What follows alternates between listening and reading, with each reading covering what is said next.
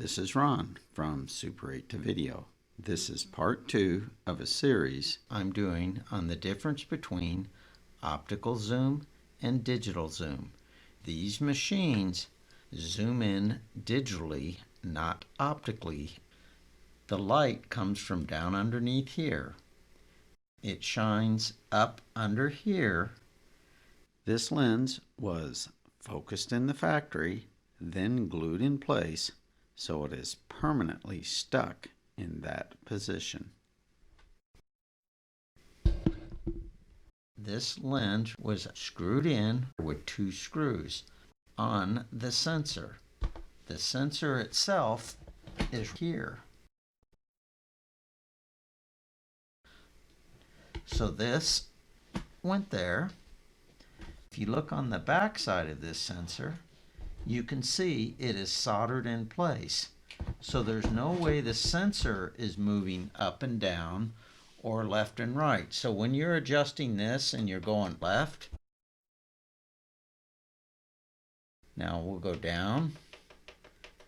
This is all happening digitally, not optically. And when it copies, it is being done digitally. This is a closer look at what I showed earlier. The film is down here and the light shining up through the film into this here.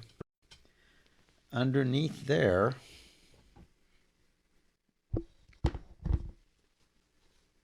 is the camera or lens.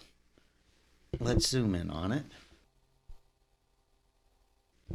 If you look close, you can see the glue they used after they focused the lens.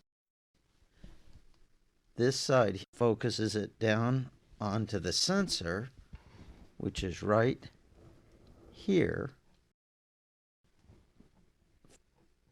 It's just soldered in, so that sensor cannot be moving.